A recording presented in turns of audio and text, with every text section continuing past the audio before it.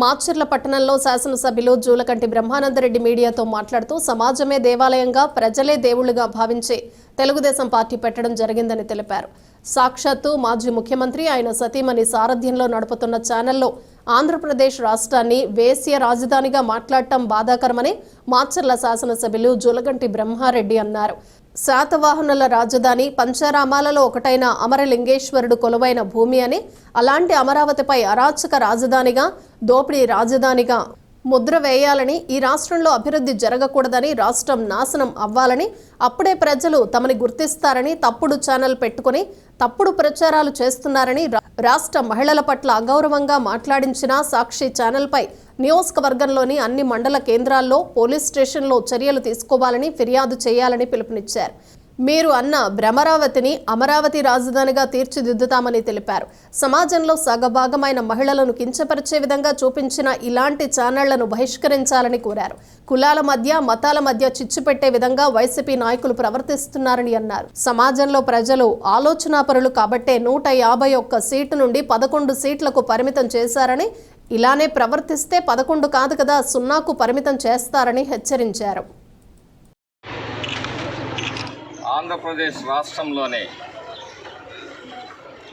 మహిళలు, విఘ్నులు, మేధావులు అందరూ కూడా ఆలోచించాలి. సమాజాన్ని దేవాలయంగా, ప్రజలను దేవుళ్ళుగా భావించి తెలుగుదేశం పార్టీ పెడితే ఈరోజు ఆంధ్రప్రదేశ్ రాష్ట్రాన్ని, ఆంధ్రప్రదేశ్ రాజధానిని ఒక వేశ్య రాజధానిగా సాక్షి టీవీలో సాక్షాత్తు మాజీ ముఖ్యమంత్రి ఆయన సతీమణి భారతి వారి సారథ్యంలో నడుపుతున్న ఛానల్లో ఆంధ్రప్రదేశ్ రాజధానిని వేశ్య రాజధాని అంటే మరి మీకు సిగ్గనిపించటం లేదా? మీరు సభ్య సమాజంలో ఉన్నారా? మీరు ఎక్కడున్నారు? ఈ మాట్లాడిన కొమ్మినేని కానీ, కృష్ణంరాజు గారు కానీ మీరెక్కడున్నారు? అంటే ఎంత నీచమైన స్థాయికి మేము పదే చెప్తా ఉన్నాం. ఈ రాష్ట్రంలో కులాల మధ్య, మతాల మధ్య, ప్రాంతాల మధ్య చిచ్చు పెట్టాలనే ఒక దుష్ప్రయత్నం ఈ వైసీపీ నాయకులు చేస్తున్నారు. సమాజం అప్రమత్తంగా ఉండాలి. అమరావతి చరిత్ర నీకు తెలుసా? దేవతల రాజధాని, శాతవాహనుల రాజధాని, పంచారామాల్లో ఒకటైన ఆ అమరలింగేశ్వరుడు కొలువైన పుణ్యభూమి.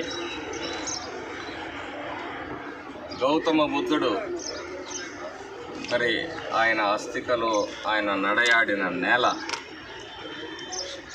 కాలచక్రం అనే ప్రపంచవ్యాప్తంగా బౌద్ధులందరూ అక్కడ సమావేశమై మరి ఆ ప్రాంతాన్ని ఒక గొప్ప కార్యక్రమాన్ని నిర్వహించిన పుణ్యభూమి. ద్వేషాలు రగిలించారు. ఎక్కడో శ్రీపరంబుదూరులో రాజీవ్ గాంధీ చనిపోతే ఇక్కడ దాడులు చేశారు. అంటే వీళ్ళ జీన్స్ అలాంటి. ఎక్కడ ఏ అవకాశం వస్తే ఫ్యాక్షనిజాన్ని ప్రోత్సహించాలి, మరి గ్రామాల్లో అలజడులు సృష్టించాలి, అభివృద్ధిని ఆపేయాలి. ఈ ఆలోచన తప్పితే నీ 15 ఏళ్ల బతుకులో పిన్నెల్లి రామకృష్ణారెడ్డి నువ్వు చేసిన ఏంటో నువ్వు ఒక్కసారి చర్చకు రా. పెన్షన్లు ఇచ్చాము, వీటిని కూడా నువ్వు అకౌంట్లో తీసుకోవటం కాదు. నువ్వు చేసిన అభివృద్ధి ఏంటో తీసుకురా. మున్సిపాలిటీని 13 కోట్ల అప్పుల్లో ముంచేసిపోయావు. నీ డీజిల్, నీ తమ్ముడు డీజిల్, మున్సిపల్ చైర్మన్ డీజిల్, నీ క్యాన్వాయ్ డీజిల్, నీ అనుయాయుల డీజిల్ అంతా కూడా మున్సిపల్ బిల్లులోంచి డ్రా చేశావు.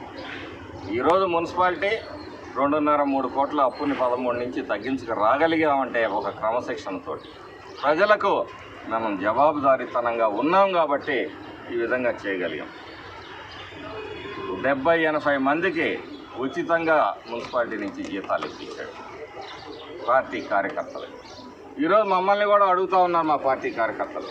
కానీ మున్సిపాలిటీని బాగు చేయాలి, మాచర్ల పట్టణాన్ని అభివృద్ధి చేయాలి, ఈ రాష్ట్రాన్ని అభివృద్ధి చేయాలనే ఒక లక్ష్యంతో చంద్రబాబు నాయుడు గారు అలాగే ఎన్డీఏ కూటమి ప్రభుత్వం పనిచేస్తాం. చేయాలంటే మరి క్షణం పట్టదు. ఇలాంటి వాళ్ళందరినీ కూడా సమాజం తరివేయాల్సిన అవసరం ఎంతైనా ఉంది. చెప్పాడు ఎన్నికల ముందు, నేను ఓడిపోతే రాజకీయ సన్యాసం చేస్తానని పెద్ద పబ్లిక్ మీటింగ్లో. వినపడుతుందా ఈ సన్నాసులకి? అన్నది నువ్వేనా అన్న మార్ఫింగా ఇందులో కూడా?